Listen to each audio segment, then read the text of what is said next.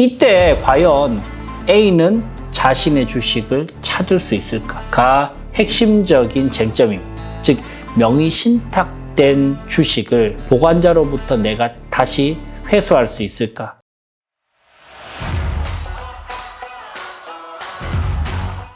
네, 안녕하세요. 주주스쿨의 류지연 변호사입니다. 오늘은 여러분들과 함께 경영권 분쟁 사건의 핵심적인 이슈들을 쭉 한번 다뤄보려고 합니다. 오늘부터 해서 10회차에 걸쳐서 여러분들과 함께 경영권 분쟁이 과연 어떤 방식으로 전개되고 여기서 일어나는 일반적인 스토리는 어떤 스토리들이 있고 또 핵심적인 법률적인 쟁점들 그리고 거기서 파생되는 소송과 가처분의 핵심적인 포인트들 그리고 승소 전략 궁극적으로는 여러분들께서 경영권 분쟁에서 승소해서 여러분들이 내가 애써 쌓아놓은 공든탑을 어떻게 지킬 것인지까지를 한번 고민해보는 시간을 시리즈로 10편 정도를 준비를 해서 여러분들과 함께 이야기를 나눠볼 겁니다. 그래서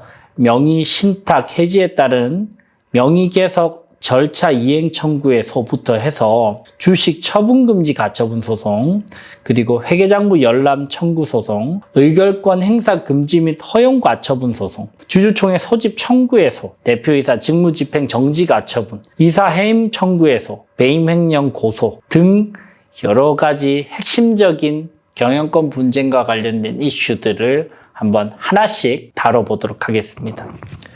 오늘은 그 첫 시간이고요. 여러분들과 함께 주식을 명의 신탁해놨는데 이 명의 신탁해둔 형식적인 주주, 즉 나의 주식을 가지고 표면적으로만 주주명부상에 드러나 있는 이 주주가 갑자기 배반을 하면서 내 뒤통수를 칠 때, 그럴 때 나는 어떤 방식으로 내 주식을 지킬 수 있는지, 그리고 거기에 필요한 법률적인 쟁점과 이 법률적인 절차들에 대해서 한번 세부적으로 파악해 보도록 하겠습니다. 자, 스토리라인은 이렇습니다. A는 30% 주식의 소유자고요. B는 45% 주식의 소유자이자 현재 회사의 대표이사입니다. C는 25%의 주식을 소유하고 있는 사내이사예요. 그리고 여러분들의 입장은 바로 A의 입장입니다. 이 A는 대기업에 다니고 있어서 주식을 지금 현재 소유하거나 겸직하거나 그 다음에 스타트업에 함께 뛰어들 수 있는 상황은 아닙니다. 그래서 A는 사실 본인이 실질적으로 이 창업을 시작을 했고 본인이 30%의 주식을 가지고 있는 실질 주주임에도 불구하고 본인의 주식을 대표이사로 지금 등재되어 있는 B에게 표면적으로만 맡겼어요. 그래서 주식을 내가 실질 주주이고 내 30%의 주식을 B에게 맡겼다는 주식 보관증을 적어놨습니다. 이거 굉장히 중요한 포인트입니다. 많은 경우에 있어서 이 주식 보관증이 없어서 내가 실질 주주이고 너는 형식적으로만 주주라는 걸 입증하지 못하는 경우들이 너무 많습니다. 근데 다행히도 이 A는 자신이 실질적인 주주이고 너는 주식을 보관만 하고 있다는 것을 적어놓고 심지어 공증까지 해놨습니다. 이 상황에서 법률적으로 본다면 주식의 실소유자는 A이고요. 30% 주식을 가지고 있고 이걸 보관하는 B는 명의만 보관되어 있는 형식적인 주주이고 그거를 증거로 남길 수 있는 서류까지 다 있는 상황이죠. 이 주식 명의 신탁을 위한 계약서까지 각각 서로가 보관을 하고 있습니다. 근데 이 회사가 잘 됩니다. 회사가 잘 될 때는 항상 문제가 터져 나오죠. 회사가 잘 되니까 B가 어떤 생각을 하느냐. 야, A가 한 게 뭐 있어. 지가 아이디어 한 개 툭 던져주고 결국 내가 대표이사지. 내가 최대 지분권자지. A 같은 경우에 30%, 나는 45%. 결국 내 회사 아니야. 내가 대표인데. 이거 A한테 30% 주식 그냥 안 돌려줘야 되겠는데. 내가 75% 해버려야지. 라고 생각하면서 75%의 주식을 가지고 주주총회를 열어서, 정기주총에서 그러면서 C는 A와 엄청나게 친한 관계에 있는 사람입니다. 그리고 A는 C를 이 회사의 주주로서 사내이사로 넣어둠으로써 외부에서 이 회사를 컨트롤할 수 있는 그런 브릿지적인 역할을 하는 사람이 C인데, 이 C를 B가 사임시키려고 하는 건 거예요. 왜? 75%의 주식을 가지고 있으면 상법상 주주총회의 특별 결의를 마음대로 할 수 있죠. 여러분들 주주총회의 결의는 두 가지죠. 첫 번째, 보통 결의는 과반 결의입니다. 그죠?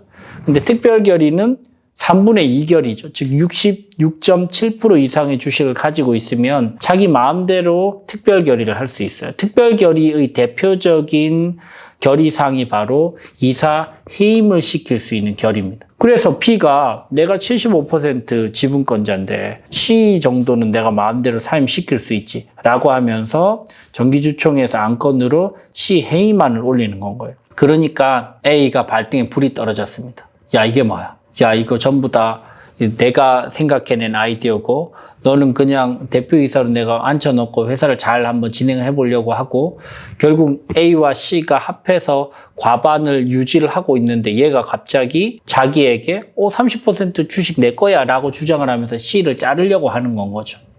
이때 과연 A는 자신의 주식을 찾을 수 있을까가 핵심적인 쟁점입니다. 즉 명의 신탁된 주식을 보관자로부터 내가 다시 회수할 수 있을까? 어떨까요, 여러분? 회수할 수 있을까요? 주주 명부에는 내가 주주가 아니에요. 그리고 B가 75%라고 적혀 있어요. 근데 이 경우에 내 주식을 찾을 수 있을까요? 우리나라 판례의 태도를 한번 보시겠습니다. 대법원 2019년 5월 16일 선고 2016-240338 판결입니다. 주식을 취득한 자는 특별한 사정이 없는 한 점유하고 있는 주권의 제시 또는 다른 방법으로 자신이 주식을 취득한 사실을 증명함으로써 회사에 대하여 단독으로 그 명의 개설을 청구할 수 있습니다. 즉 내가 실질적인 주주다라는 것만 회사에 증명만 할 수 있다면 회사를 상대로 이거 명의 개설 좀 해주세요. 즉 내 명의를 주주명부에 올려주세요 라고 얼마든지 청구할 수 있다는 거. 그죠? 이 대법원 판례를 근거로 A는 B를 상대로 어떤 방식의 법적 조치를 취해야 될까요? 이게 실제로 너무나 많이 일어나는 사례입니다. 여러분들께 몇 가지 어떤 방식으로 먼저 접근할 수 있는지, 그리고 그게 만약에 마음대로 안 된다면 어떤 법률적인 소송을 한번 제기할 수 있는지 알아보겠습니다. 첫 번째는 여러분들은 반드시 A는 내가 실질적인 주주라는 것을 증명할 수 있는 증빙자료를 확보해야 됩니다. 이 경우에는 그 증빙자료가 뭐였죠? 주식보관증. 이 주식보관증이 있었기 때문에 A는 뭐라도 할 수 있는 거예요. 대부분의 경우에서 이 주식보관증이 없고 말로만 해요. 이거 내 건데 네가 좀 가지고 있어. 알았지? 뒤통치면 안 돼 라고 말로만 하는 거예요. 그리고 그 말을 할 때 녹취록도 없습니다. 이메일이라도 한 줄 남겨두면 다행인데 그런 것도 없는 경우가 많아요. 그러면 찾을 수가 없습니다. 근데 다행히 A는 주식 보관증을 작성을 해두고 이걸 공증까지 받아놨단 말이에요. 두 번째는 어떻게 해야 될까요? 그 증빙자료가 있으면 그 증빙자료를 가지고 B에게 주식 명의 신탁 해지 통지를 해야 됩니다. 즉, 내 주식을 보관해줘라는 게 주식 명의 신탁인데요. 지금부터는 내가 그냥 형식적으로도 내가 주주로 나설 거니까 그 명의 신탁을 해지를 할게. 네가 이제 전면에 안 나서도 될 것 같아. 라고 내용 증명으로 주식 명의 신탁 해지 통지를 해야 됩니다. 그래야 이제부터 내가 실질적이자 형식적인 주주로 나설 수 있는 법적인 권한이 있는 건가요. 내가 보관을 해달라고 해놓고 그 보관을 해달라는 행위를 해지도 하지 않고 전면에 나설 수는 없는 건 거죠. 첫 번째, 증빙자료를 확보하라. 두 번째, 주식 명의 신탁 해지 통지를 해야 됩니다. 세 번째, 뭘 해야 될까요? 그리고 나면 내가 실질적인 주주이자 형식적인 주주가 된 건 거거든요. 해지 통지를 한 것만으로도 그렇게 된 겁니다. 그럼 세 번째는 뭘 해야 될까요? 회사에 내가 실질적인 주주니까 이제는 나를 주주명부에 등재를 시켜주십시오 라고 하면서 명의 개설을 청구를 해야 돼요. 이게 세 번째 액션입니다. 여기까지 해야만 내가 할 수 있는 모든 것들을 1차적으로 다 한 거예요. 첫 번째, 주식 보관증과 같은 내가 실질적인 주주임을 증빙할 수 있는 증거자료를 확보해라. 두 번째는 명의신탁을 해지를 하라. 세 번째는 회사를 상대로 주식 명의개설을 청구를 하라. 라고까지 이행을 한다면 여러분들이 1차적으로 하실 수 있는 것들은 모두 다 하신 겁니다. 근데 대부분의 경우에는 이 B가 삐딱하게 나와요. 난 인정 못 하겠는데? 명의신탁 된 거 아니고 이거 원래 내 주식이었는데? 라고 주장하든지, 아니 명의신탁 됐었는데 네가 나한테 중간에 줬잖아 라고 주장을 한다든지, 아니면 회사에서 그냥 무반응으로 일관하면서 명의개설을 안 해준다든지, 그런 경우들에는 이제는 실질적인 법적인 소송까지 고려를 해봐야 됩니다. 그 소송이 바로 명의신탁 해지에 따른 주식 명의개설 절차 이행 청구에서입니다. 이해가 되시죠? 이제는 내가 원래 주식을 보관해 달라고 했는데 그걸 해지를 했고요. 내가 이제 실질적인 주주이자 형식적 주주가 됐는데 회사를 상대로 명의개설을 요청했는데 그것도 거부를 해요. 그러면 이제 소송을 할 수 있는 건 거예요. 명의신탁 해지에 따른 주식 명의개설 절차 이행 청구해소를 할 수 있습니다. 원고는 누구죠? A입니다. 실질주주. 피고는 누구죠? B인가요? 아닙니다. 명의개설을 청구하는 소이기 때문에 피고는 회사입니다. 회사. 왜? 명의개설을 해주는 주체는 회사이기 때문에. 그래서 청구 취지는 이렇습니다. 피고 회사는 별지 목록 기재 주식에 관하여 주주 명부상 원고 명의로 명의개설 절차를 이행하라. 이게 청구 취지가 되고요. 그리고 나서 핵심적인 소장의 논리는 이렇게 구성할 수 있습니다. 첫 번째, 명의신탁 사실을 입증할 수 있는 내용들을 먼저 기술을 하셔야 되고요. 보관증 같은 것도 당연히 증거자료를 제출해야 되겠죠. 두 번째는 명의신탁 해지 사실을 입증해야 돼요. 명의신탁을 이렇게 맡겼는데 내가 B에게 이런 통지를 내용증명으로 보냄으로써 명의신탁이 해지가 되었다. 세 번째, 뭘 해야 되죠?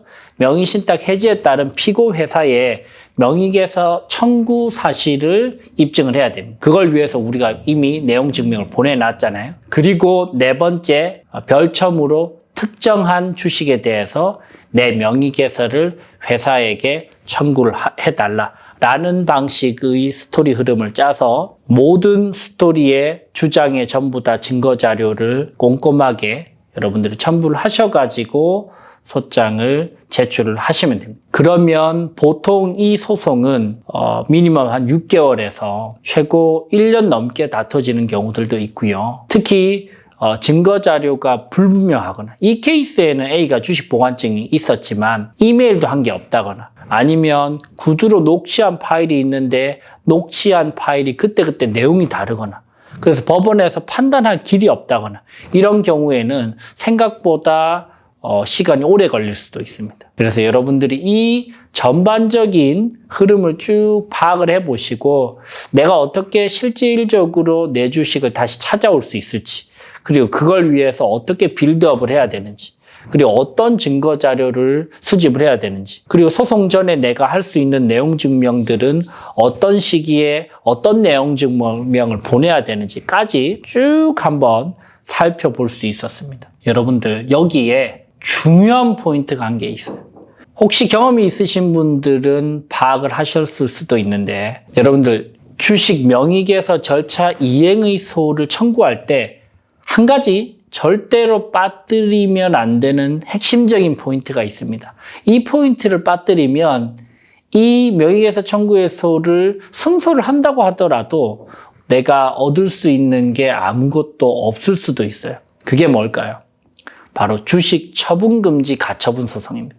왜냐하면 명의개설 절차를 이행하는 청구의소를 우리가 제기를 했는데 그게 확정 판결이 날 때까지는 적어도 6개월에서 1년 정도가 걸리는데, 그 확정 판결을 받고 나서도 내가 만약에 찾아야 되는 주식이 없어져 버렸다면, 즉 상대방이 피고가 이거를 그냥 상대방 B가 이걸 그냥 처분해 버렸다면 이거는 난리가 나겠죠. 그죠? 그래서 여러분들께서 피고 회사를 상대로 명예훼손 절차 이행 청구해소를 하기 전에 반드시 선행적으로 하셔야 되는 게 바로 주식 처분금지 가처분 소송입니다. 그래서 이 처분금지 가처분 소송을 절차적으로 먼저 해두시고 그리고 나서 명예훼손 절차 이행 청구해소를 하시는 게 순서적으로는 맞아요. 이거 동시에 해도 문제가 됩니다. 동시에 하면 이 처분금지 가처분이 진행되는 와중에 주식을 팔아버릴 수도 있거든요. 그래서 먼저 요것부터 전부 다 진행을 하고 나서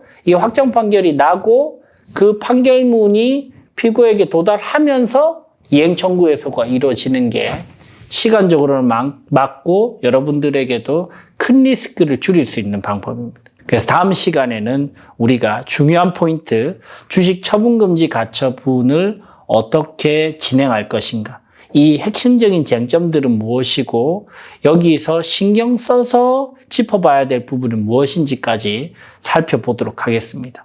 자, 오늘 경영권 분쟁과 관련된 첫 시간이죠. 여러분들과 함께 앞으로 다뤄야 될 핵심적인 경영권 분쟁과 관련된 법적 쟁점들이 너무 많고 가처분도 많고 소송도 많고 형사 고소도 있는데요.